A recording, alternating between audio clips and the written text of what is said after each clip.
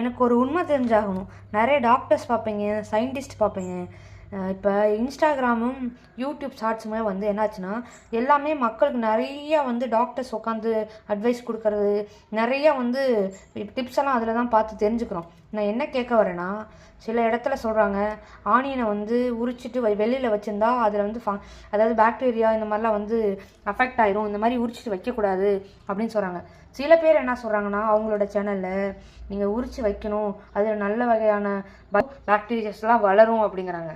அதாவது இப்போ வந்து உரித்து வெளியில் வைக்கணுமா இல்லை வைக்கக்கூடாதா, இல்லை ஏன்னா நம்ம வந்து ஆனியனை வந்து எல்லாத்துக்கும் முன்னாடி ஈஸியாக உரிச்சிட்டு வாஷ் பண்ணி வச்சுருவோம், அதுக்கப்புறம் மற்ற வேலையெல்லாம் பார்ப்போம். இப்போ இவங்கெல்லாம் சொல்கிறத வச்சு ஒரே டவுட்டாக இருக்குது. இதில் என்ன உண்மைனா நிறைய பேர் இதை மனசை போட்டு ஐயோ நம்ம பண்ணுறது கரெக்டாக அப்படின்னு ரொம்ப மனதளவில் பாதிக்கப்படுறாங்க. உண்மையான ஒரு விஷயத்த யாராவது ஒருத்தவங்க கிளாரிஃபை பண்ணுங்கள் ப்ளீஸ். இன்றைக்கி சின்ன வெங்காயம் கிலோ 30 ரூபாய்க்கு விற்கிது. சீசன் இந்த டைமில் நமக்கு நிறையா நல்ல ஆனியனாக கிடைக்கும், சின்னது விலை கம்மியாக கிடைக்கும். எல்லோரும் உணவில் நல்லதாக சேர்த்துக்குங்க. ஏன்னா சின்ன வெங்காயம்லாம் உடம்புக்கு நல்லது, முடி வளர்கிறதுக்கு நல்லது, இதெல்லாம் வந்து முடி வளர்கிறதுல சேர்க்குறோம் அப்படி இப்படிங்கிறாங்க. நம்ம பாரம்பரியமாகவே வந்து வெங்காயம்லாம் நிறைய உணவில் சேர்த்துக்குவோம், அப்படி சேர்த்துக்குவோம் நம்ம.